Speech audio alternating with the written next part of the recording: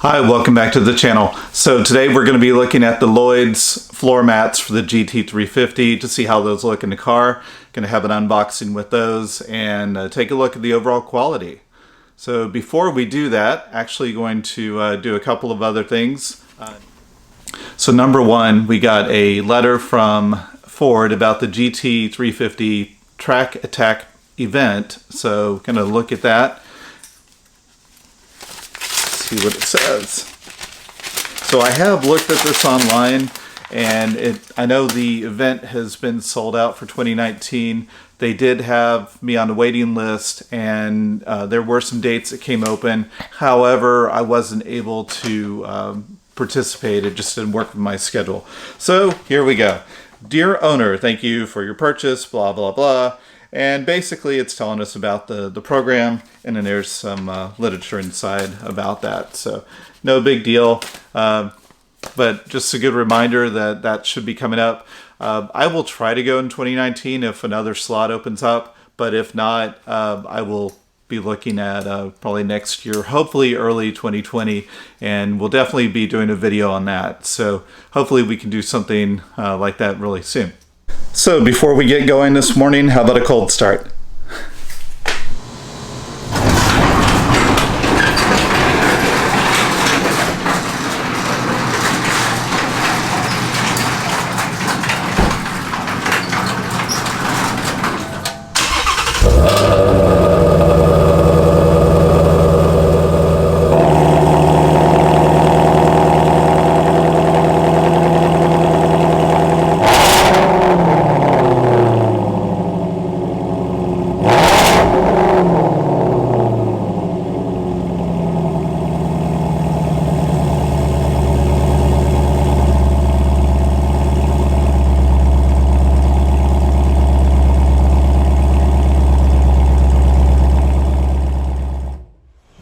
Okay, I've got the Lloyds mats here, and just comparing to the stock mats, pretty basic, nothing to them, pretty thin. So we're going to compare the Lloyds mats, the GT350 logo, and see how they look.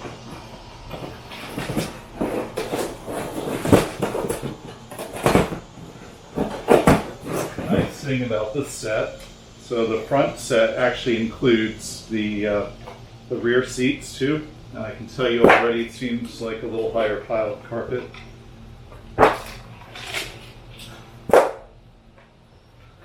It's a way thicker mat.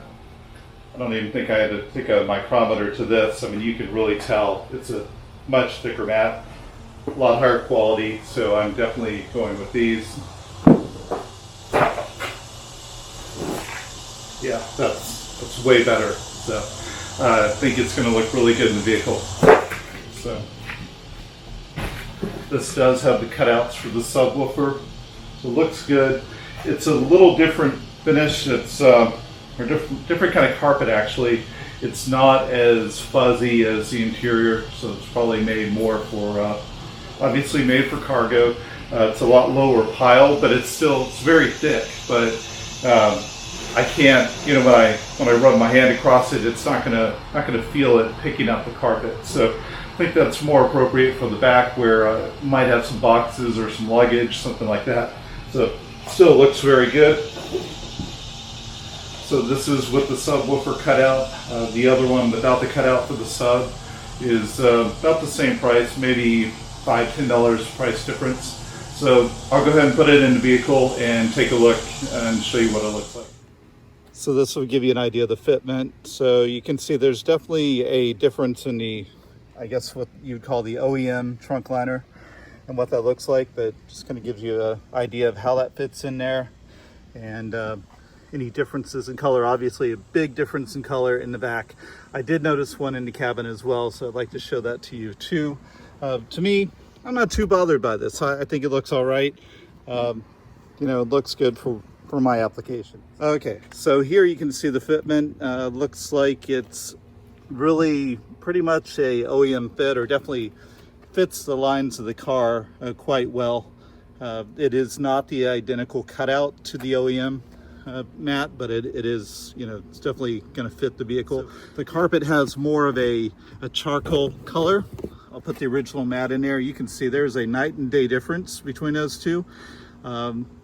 You know, it looked like a black interior until I had a truly jet black carpet that we're putting in here. It doesn't really bother me for some reason. You know, it's kind of an area that I think the logoing looks really good. So I think overall it's all right. It's definitely not the same carpet. So if that bothers you, then obviously you want to be aware of that. Again, showing the other side here, driver's side. And I'm going to slide my seat back a little bit. The only other comment I would say just about the finish, it does look a little scraggly here, although that's just the pile of the carpet, the plushness of the new carpet from Lloyd's over the OEM. So there is a little, I don't know, it's I'm not wild about the way that looks, but I think overall it's all right. So there's kind of how it looks with the pedals. It's panning across so you can see the full matte there. So anyways, there it is.